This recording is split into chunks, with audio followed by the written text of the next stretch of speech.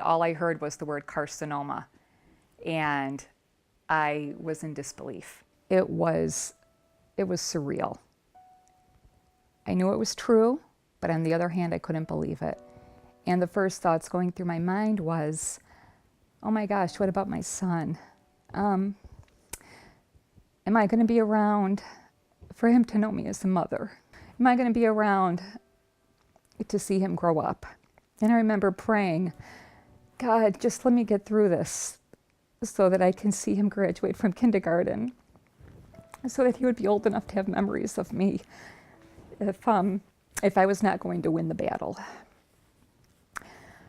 Also, talking with my husband was very hard. Being newly married, we had all these hopes and dreams about our life, and everything was put on hold. The rug was pulled out from under us.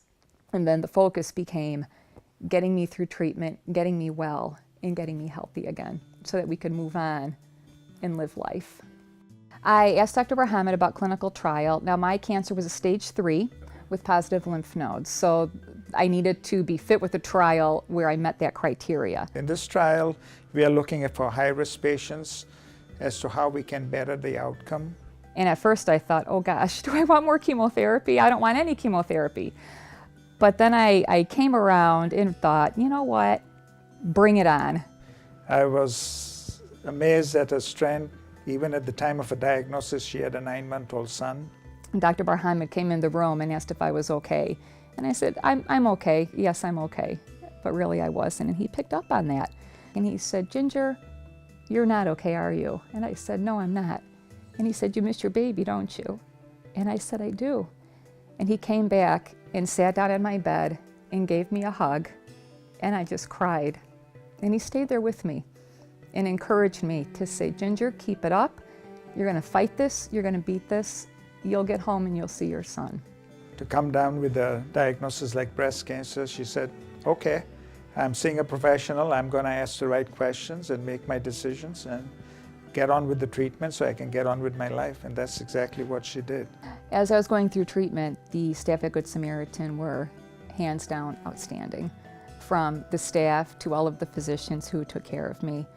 A lot of support, a lot of encouragement. And even on the hard days that I had, the really rough days, they were there for me. They cried with me, gave me hugs, helped encourage me along the way, which really helped. As you can see, we're in the model room, and this was created so that we could bring in clinical staff and physicians and other members of the treatment team to actually design in what is going to work best for patient care and flow and throughput. It's a great example of the collaboration between our architects, the construction crew, our clinical staff, to come together and really design a room that's going to meet both patient and family needs, as well as support patient care and the treatment services that our caregivers give. The rooms are designed in zones. We have a zone for the patient care. We have a zone for the family support. We also positioned the bathroom so that it's adjacent to the patient bed, so that as staff has to transfer a patient from the bed into the bathroom, there's much more ease of transport. So a lot of collaboration and teamwork that went into designing the new space and the new private rooms for our patients. I think that they will really like it once they're here.